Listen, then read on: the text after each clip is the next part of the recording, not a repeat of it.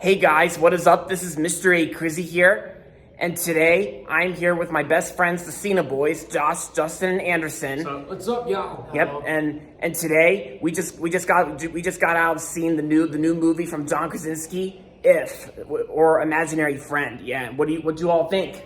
I thought it was great. It was great. Way better than A Quiet Place 1 and 2. Way better. And way better than It. Yeah. It's a heartwarming movie.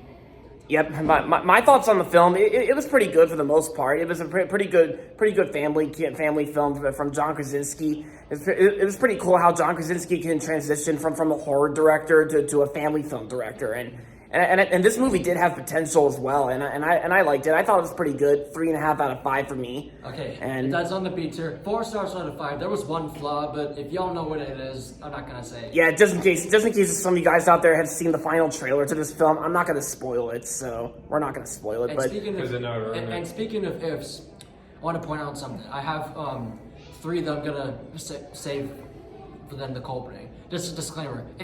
If you guys like the Quiet Place movies, that's just fine. It's just all opinion. Yeah, If that's for you, then because I get that I get that not everyone likes horror movies, because I like the Quiet Place films since they introduced me to the horror genre back in 2021. It's the devil for me. Yeah, Me too. Yeah, I respect that. So overall, it was a good movie that came out this year. One of my new favorite movies of the year. And so, you all got one more thing to say? Yep. I got 3 to 4 ifs that I want to spill out for you. Yep. Make sure y'all subscribe, like, comment down below, and hit that notification bell. Yep. Thank you, Justin. So now, with that out of the way, on with the review.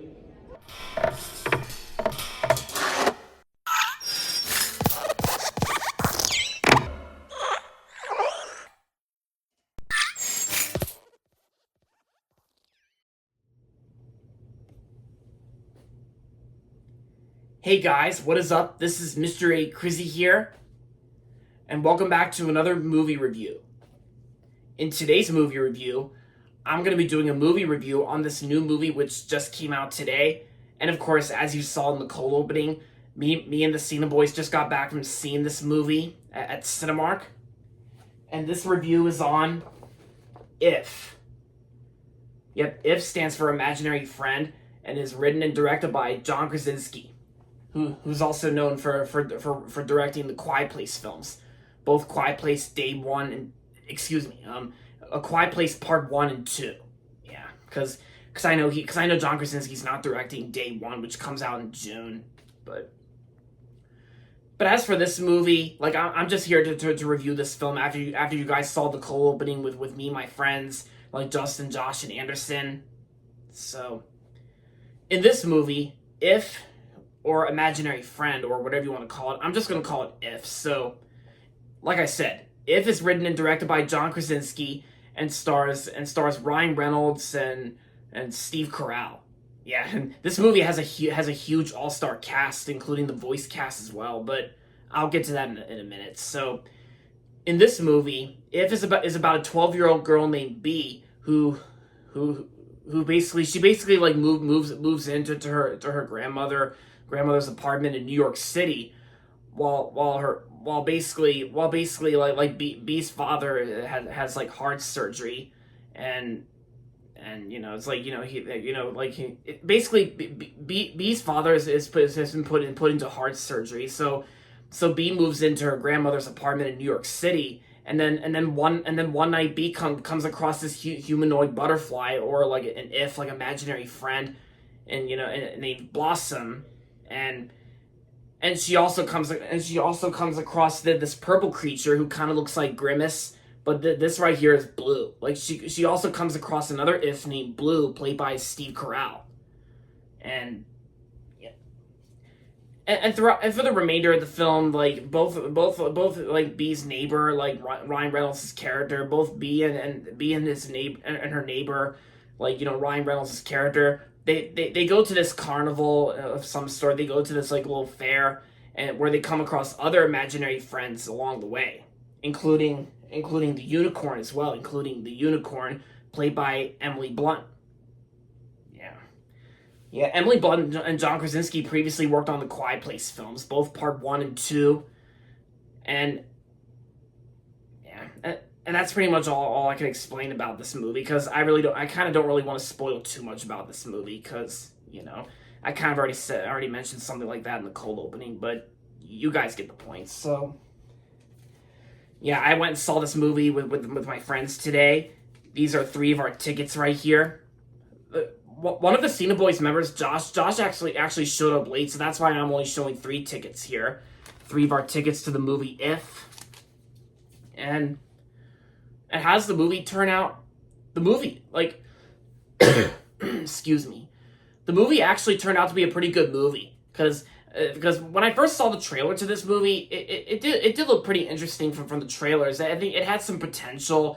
And it did look like a pretty unique trailer. It did look like a pretty unique film, and of course it comes to us from John Krasinski from transitioning from a horror director to something more family friendly. And I gotta say, I think that's a good transition for John Krasinski to transition from directing horror movies to a family friendly film, like a family film. And yeah, and even before this movie came out, when this movie was getting close to being released, I actually saw Ryan Reynolds and John Krasinski on the Today Show before this film came out.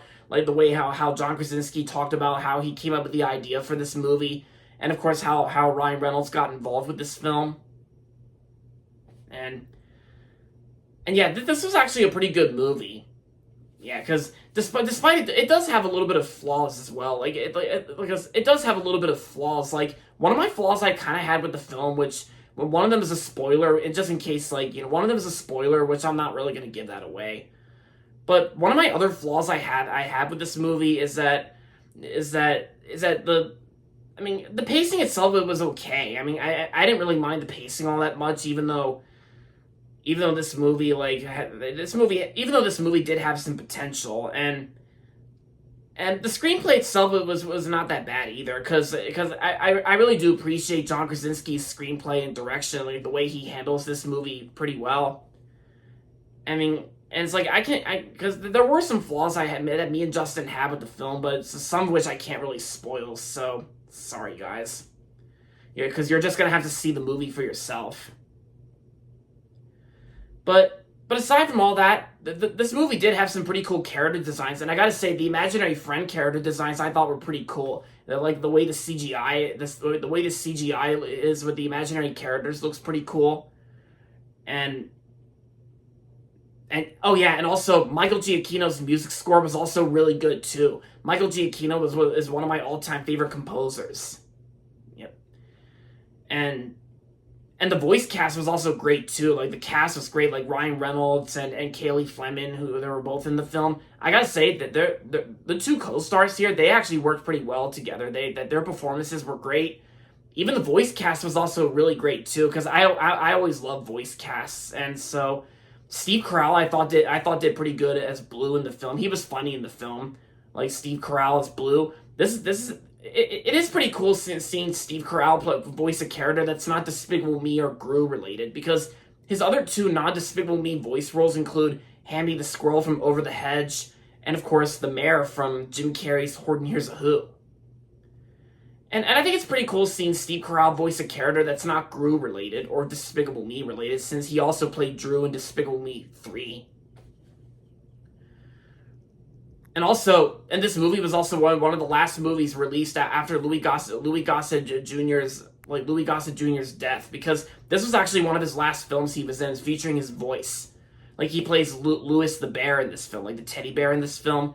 His performance I thought was really good as being one of his last film roles, and the film was also dedicated to his memory too. So may Louis Gossett Jr. rest in peace. Yeah, and this review will also be dedicated to him as well, so there you have it. And I gotta say, like, the rest of the voice cast was really good too, and I gotta say, like Blossom I thought was a pretty cool character. I mean, I wouldn't really call her cute. I mean, I wouldn't really call her cute though, because I would just say Blossom's more like just a cool character with a pretty interesting design, because her character, because Blossom's character design kind of almost reminds me of those, of like something out of like a vintage, a really old vintage Disney cartoon, like, because even like her eyes, of course, like even the design, like the pupils in her eyes kind of resemble Pac-Man a little bit, because I've seen some cartoon characters where the pupils resemble Pac-Man. Yeah, like if you guys know what I'm talking about. And some of you guys probably wondering how I got these plushes, like how I got these collectible plushies of Unicorn and Blue.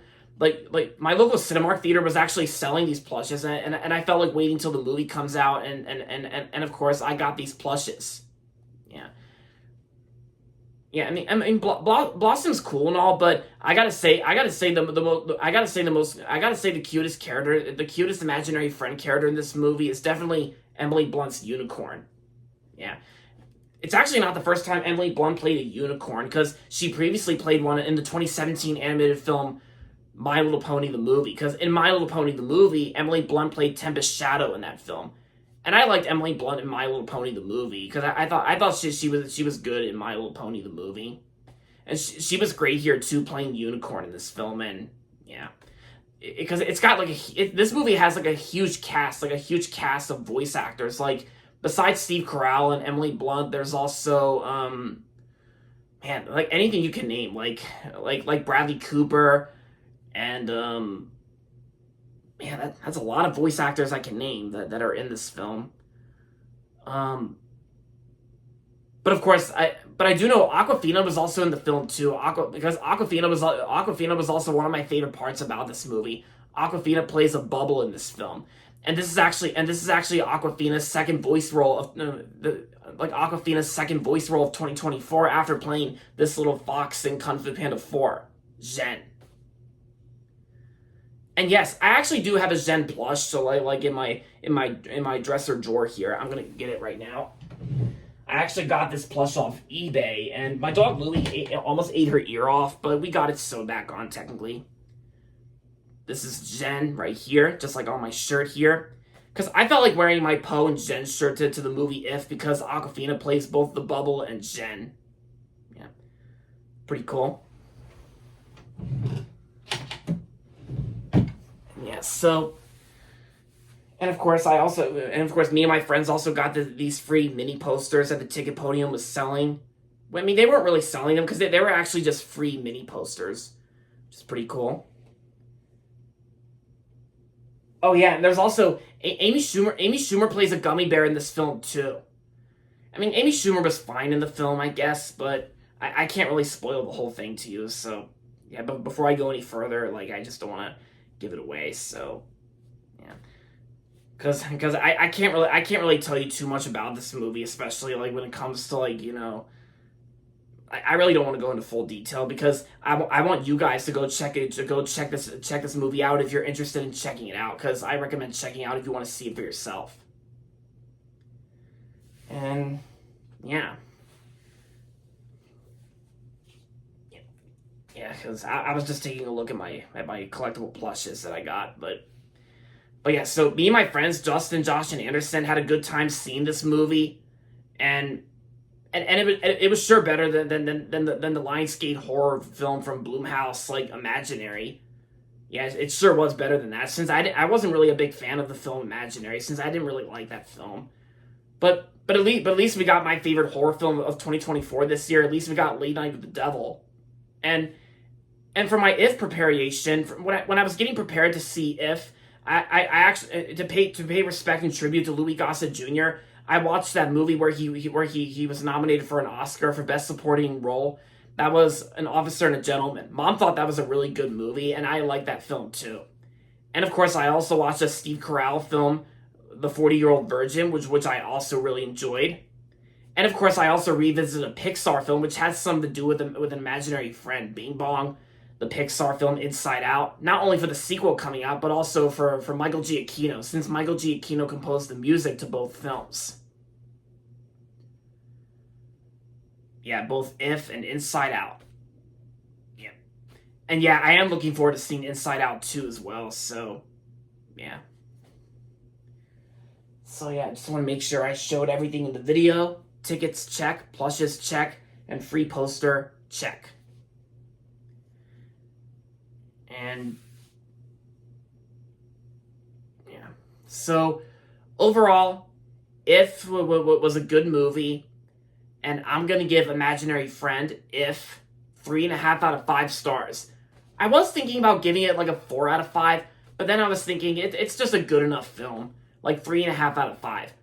And despite giving this movie a 3.5 out of 5, I will say it's actually one of my new favorite films of the year. Now I got 5 favorite films that came out this year so far: Dune Part 2, Civil War, Challengers, The Fall Guy, and now If. There you go. So yeah, If was a pretty good movie. Me and my friends enjoyed the film, and oh yeah, and Tara and Georgia also attended the film too. Like yeah, because there were some kids during our screening, and it was actually a pretty cool experience. So like how it wasn't too noisy, because you know some of you guys had problems with annoying moviegoers, but my screening turned out to be just fine. Yeah. But yeah, so I recommend checking out if you're interested in watching it. But yeah, it's good. All right, guys. So that's gonna be it for my movie review on If, and that's gonna be it for this video. So make sure to give this video a thumbs up and subscribe to my channel if you haven't yet. And as always, thanks for watching. And until next time, this is Mr. A. Crizzy saying goodbye, everybody, and that's about it.